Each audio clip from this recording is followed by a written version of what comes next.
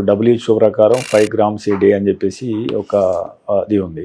అయితే మనము ఉప్పు డబ్బాకి వెళ్ళి డైరెక్ట్ వేసుకోవడంలో మనకు తెలుస్తుంది కావచ్చు కొద్దిగా. కాకపోతే ఇప్పుడు మనం తినే చిప్స్ కావచ్చు, లేదా మనం తినే పికిల్స్ కావచ్చు, లేదా మనం తినే ఉప్పు అధికంగా ఉండే పదార్థాలను ముఖ్యంగా పిల్లలకి ఇస్తున్నాం.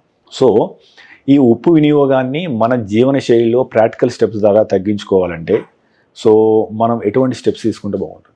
మనం ఇంట్లో వంట చేసే అమ్మ కానీ, భార్య కానీ, ఎవరైనా కానీ ఇంట్లో వంట చేసే వాళ్ళు ఎవరైనా ఉంటే, వంట వాళ్ళు ఉన్నా, వంటలో వేసిన ఉప్పు వరకు మాత్రమే మనం రిస్ట్రిక్ట్ అయితే, మరి కర్డ్లోకి ఉప్పు వేసుకోవటం, లేకపోతే పచ్చళ్ళు ఉప్పు ఎక్కువ ఉన్న పదార్థాలు అవి ఆల్ జంక్ ఫుడ్స్ టేస్ట్ కొరకు ఉప్పు ఎక్కువ వేస్తారు. చిన్నపిల్లలందరికీ చాలా ధారాళంగా చిప్స్ ప్యాకెట్లు అవి కొని చేస్తుంటారు. దాంట్లో ఫుల్ కంప్లీట్గా ఉప్పు ఉంటుంది. సో మనం క్వైట్ న్యాచురలీ మనకు అందరికీ తెలుసు ఏ దాంట్లో ఉప్పు ఎక్కువ ఉంది. మనకు సదర్న్ స్టేట్స్లో, ఎస్పెషలీ తెలుగు స్టేట్స్లో ఈ పచ్చళ్ళ వాడకం చాలా ఎక్కువ.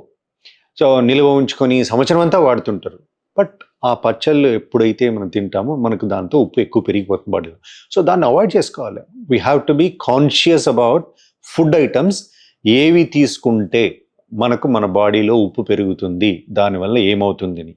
సో ఎప్పుడో ఒకసారి తింటే okay, but the thing is ప్రతిరోజు ప్రతి పూట డైనింగ్ టేబుల్ మీద పచ్చళ్ళు లేకుండా తినటం అనేది చాలా బ్యాడ్ ఫర్ హెల్త్. సో అందుకు ఈ జంక్ ఫుడ్స్, ఈ చిప్స్ లాంటి ఏవైతే ఉన్నా అవి అండ్ ఉప్పు ఎక్కువ ఉన్న పచ్చళ్ళు ఇవన్నీ మనం అవాయిడ్ చేసుకుంటే, మనం కుకింగ్ ప్రాసెస్లో వంటలో ఎంత వేస్తామో అంతే ఉప్పు తీసుకుంటే మనం ఆరోగ్యంగా ఉంటాం. సో ఓవరాల్గా మన టేబుల్ మీద ఉన్న ఉప్పు డబ్బాని తీసేయాలి, కంపల్సరీ తీసేయాలి. మెడ్ ప్లస్ లో అదే మెడిసిన్, అదే క్వాలిటీ, మార్కెటింగ్, డిస్ట్రిబ్యూషన్, ఇంకోటి అంటూ వీళ్ళకి అదనపు ఛార్జీలు ఉండవు. అందువల్లే 50 to 80% డిస్కౌంట్ లో మనకు అందిస్తున్నారు.